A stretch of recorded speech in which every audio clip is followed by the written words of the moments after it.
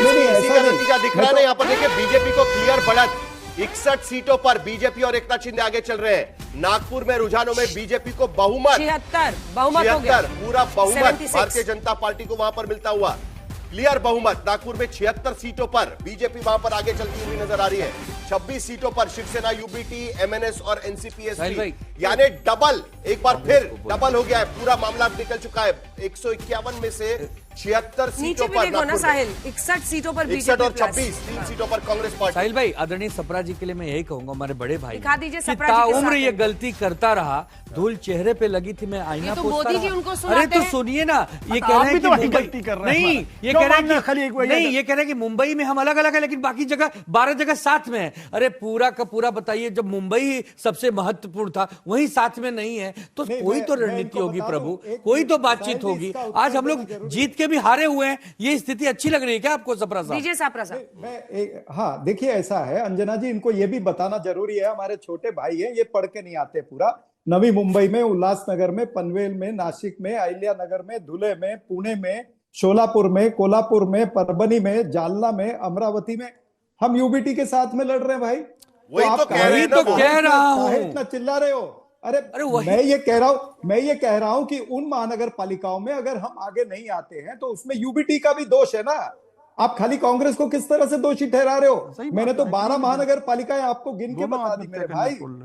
मैं तो ये बता रहा हूं ना कि 12 में हम साथ में ना। 2 कदम वो बढ़े होते तो 2 हम बढ़ जाते। और 70 के करीब पहुंच रही है बीजेपी। देखिए साहिल, मुंबई में बीएमसी 69 डबल हो गया ना, डबल ही हो गया, डबल से ज्यादा हो गया। अच्छा 100 से ज्यादा रुझान, 102 सीटों का रुझान, 227 में से 102 सीटों के रुझान अब तक आ चुके हैं। 100 का आंकड़ा रुझानों में पार कर दिया है। 69 सीटों पर भारतीय जनता पार्टी और शिवसेना, एकनाथ शिंदे की पार्टी, दोनों का 69 सीटों पर बढ़त यहां पर साफ नजर आ रही है।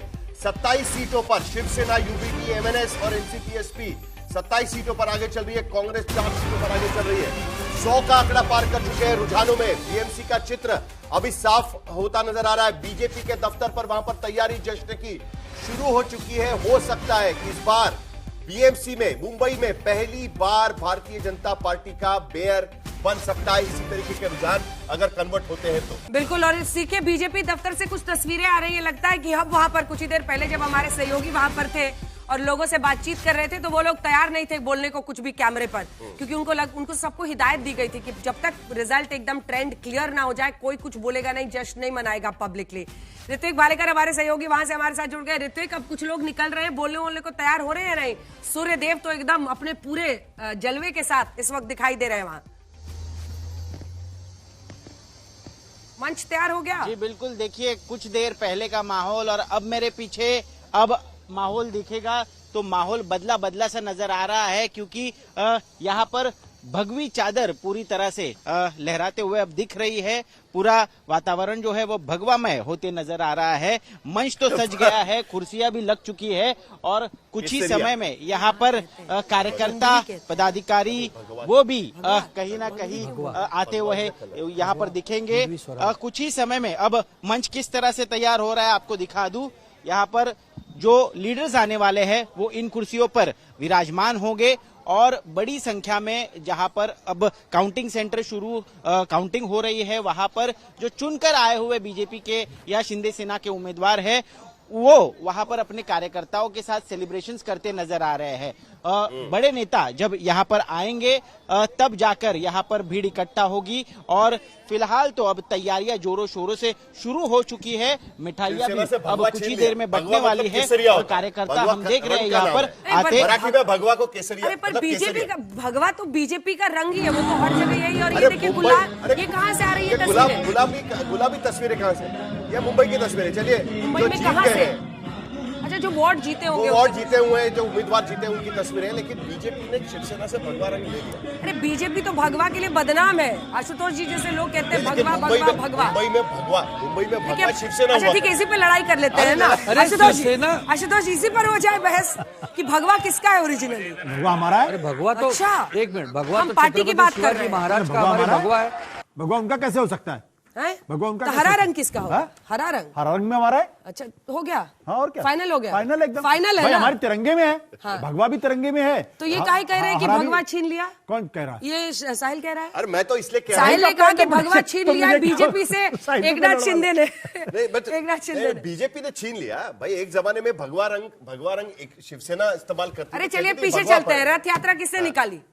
जिस पर बाला साहब ठाकरे ने कहा कि अगर शिव सैनिक थे जिन्होंने विवादित ढांचा ढहा तो मुझे गर्व है उन पर, अगर वो शिव सैनिक थे। हाँ। यात्रा लेके कौन निकला? तो मैं आपको 3 साल और पीछे लेके चलता हूं। हाँ। 1987 में हिंदुत्व के नाम पर पहला विधानसभा का चुनाव किसने लड़ा था? वो बाला साहब ठाकरे ने लड़ा था। मैं आपको और एक इंटरेस्टिंग बात, पहले चलिए जनसंघ किस नाम पर बना था, और पीछे चलिए जनसंघ किस नाम पर बना था? राम मंदिर का मैनिफेस्टो में एजेंडा कौन डालते रहा? नहीं, मैनिफेस्टो में बीजेपी के वक्त एजेंडा आ गया। इससे पहले वीएचपी चलाती थी वो agenda, political agenda. Lal Krishna Advani लेकर आए Bharatiya Janata party. Political party की बात कर रहे हैं, पॉलिटिकल पार्टी की बात कर रहा हूं। जनसंघ किस एजेंडे पर बना? जनसंघ जिस एजेंडे पर बना हो, लेकिन भगवान उनका नहीं था। बार बार संघ से जोड़ते हैं आशुतोष जी। जनसंघ का राम मंदिर आंदोलन से कोई लेना देना नहीं था, दूर दूर तक। आरएसएस का 1984 तक कोई लेना देना नहीं था। बाद ही 84 के बाद ही हुआ। भी कोई लेना देना 2 साल 4 साल पीछे जा रहे हैं तो संघ से आप ही जोड़ते हैं ना बीजेपी को। लेकिन मैं एक इंटरेस्टिंग फैक्ट आशुतोष जी, कन्वीनियंस के हिसाब से यू टर्न। नहीं भगवा, मैं तो कहा भगवा हमारा है, बहिरंग है। मैं तो साहिल कह रहा था ना भगवा छीन लिया। इंटरेस्टिंग फैक्ट यहां पर जोड़ दूं। 1987 में मुंबई में उपचुनाव हुए थे विधानसभा के। 1987 और वहां पर शिवसेना ने ओपनली हिंदुत्व के नाम पर वोट मांगे थे और बीजेपी जनता पार्टी के साथ में थी उस वक्त। लेकिन साहिल आप ये लाइन बोलकर ना फंस गए, क्योंकि आप ही ने कहा कि बाला साहब ठाकरे की जो लेगेसी है वो शिंदे को मिली नहीं। अब आप ही कह रहे हैं कि उनका भगवा था, बाला साहब से आप जोड़ रहे हैं उनको। शिंदे ने छीन लिया, शिंदे ने छीन लिया बीजेपी से, तो फिर कुछ तो लेगेसी होगी ना जो उनके हिस्से में गई होगी। बीजेपी ने छीन ली, भगवा लेगेसी बीजेपी ने छीन ली है। आज की स्थिति में हिंदुत्ववादी पार्टी सबसे बड़ी मुंबई के भीतर बीजेपी हो गई ना। बट साहिल मैं बताऊं, भगवा से अलग जो बाला साहब ठाकरे की सबसे बड़ी लेगेसी थी वो थी दबंग राजनीति। वो तो एक नेता जो मातृश्री से बाहर नहीं निकलता था और पूरी मुंबई और देश की राजनीति को हिलाता था। ये जलवा सिर्फ और सिर्फ बाला साहब ठाकरे का था। बाला साहब ठाकरे कभी दिल्ली सिर्फ एक बार दिल्ली आए, अगर मुझे अगर करेक्ट करना मुझे, सिर्फ एक बार दिल्ली आए और आराम से शाम को 4 बजे गर्म बियर पीते थे क्योंकि उनको टॉन्सिल की प्रॉब्लम थी। यह जलवा किसी नेता का नहीं था कि बिना जमीन पे गए, बिना लोगों से मुलाकात किए और पूरी मुंबई और महाराष्ट्र की पॉलिटिक्स को कंट्रोल करते थे। यह करिश्मा था उनका। यह करिश्मा उद्धव ठाकरे में था ही नहीं कभी।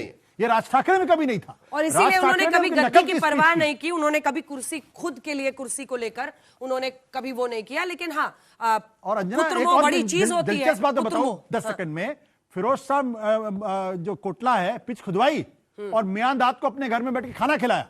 माइकल जैक्सन के आयोजन का विरोध किया और उनका स्वागत किया। लेकिन पिच खुदाई की कोई बड़ाई नहीं कर सकता है। मतलब ये तो खैर जो पॉलिटिक्स उनकी थी वो अलग कहानी थी। चलिए एक बार जल्दी से चलते हैं। बालेकर, बीजेपी में सेलिब्रेशन शुरू हो चुके हैं एक तरीके से। ऋत्विक